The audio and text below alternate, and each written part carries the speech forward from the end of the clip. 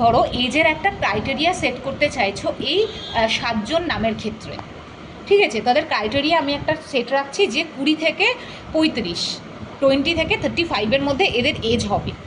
তো আমরা data validation আগে অ্যাপ্লাই করতে চাইলে আগে এই ব্ল্যাঙ্ক সেলটাকে চুজ করতে হবে। দেখো আমার এখানে এই অবধি নাম আছে, তো আমি এই অবধি চুজ করলাম। এবার আবার ডেটা ট্যাবে গিয়ে ডেটা ভ্যালিডেশন অপশানে যাওয়ার পর এখানে আমরা কি ক্রাইটেরিয়া দেব, এত থেকে এত। তাহলে আমাদেরকে অ্যালাউতে গিয়ে কি করতে হবে, এটা একটা নাম্বার, তো আমাদেরকে নিতে হবে কি হোল নাম্বার, ঠিক আছে? হোল নাম্বার অপশানে যাব। হোল নাম্বার অপশানে যাওয়ার পর এখানে ডেটা বলে একটা অপশান আছে। দেখো এখানে অলরেডি বিটুইন চুজ করা আছে, এখানে অনেক কিছু আছে, greater than, less than, equal to. এবার আমাদের কি লাগবে, এত টু এত, তার মানে আমাদেরকে বিটুইন অপশান চুজ করতে হবে, কারণ বিটুইন চুজ করলে আমরা মিনিমাম আর ম্যাক্সিমামের দুটো অপশান পাবো। তো ওখানে মিনিমাম কত রাখবো 20, ম্যাক্সিমাম কত রাখবো 35।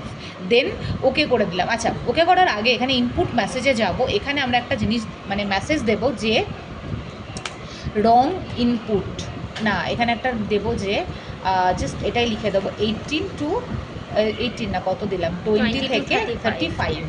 আর এরর অ্যালার্টে গিয়ে এখানে যতগুলো অপশান রয়েছে দেখো, স্টপ, ওয়ার্নিং আর হচ্ছে ইনফরমেশন। তো এখান থেকে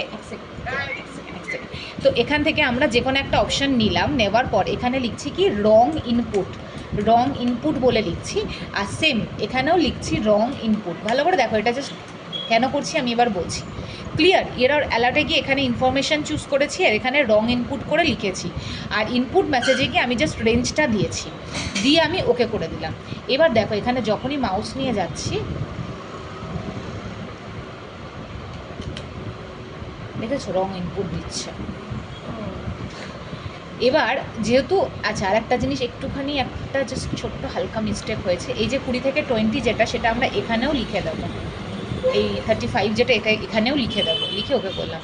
ঠিক আছে? এখানে মাউস নিয়ে গেলেই দেখিয়ে দিচ্ছি রেঞ্জটা। এবার যদি আমরা ধরো আমরা ক্রাইটেরিয়ার মধ্যে দিচ্ছি, নিয়ে নিচ্ছে, ক্রাইটেরিয়ার মধ্যে দিচ্ছি, এগুলো সব ক্রাইটেরিয়ার মধ্যে দিচ্ছি, নিয়ে নিচ্ছে। এবার ধরো একটা ক্রাইটেরিয়ার বাইরে দেবো, বাইরে যখনই দিতে যাবো ওখানে কি বলছি যে রং ইনপুট, ওকে আর ক্যান্সেল। ধরো আমি ওকে করছি, তাহলেও ওটা নিয়ে নেবে, যেহেতু আমি ওকে করেছি। ক্যান্সেল করলে নিই তো না, অ্যাজ ইউজুয়াল। আমি আরও একটা রং ইনপুট করছি, আরও একটা রাইট ইনপুট করছি, আর একটা এই করলাম। ক্লিয়ার? এবার দেখো এখানে তো আমার আমি হয়তো ডেটা ভ্যালিডেশন দিয়েছি, বাট তাও আমার মানে আমার ক্রাইটেরিয়ার বাইরেও ইনপুট আছে।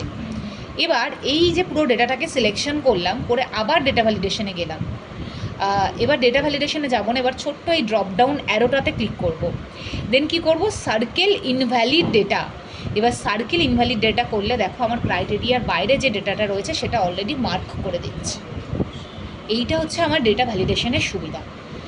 আর এইটাকে যদি আমরা তুলতে চাই তাহলে এখান থেকে এই যে ক্লিয়ার ভ্যালিডেশন সার্কেল করলে উঠে যাবে।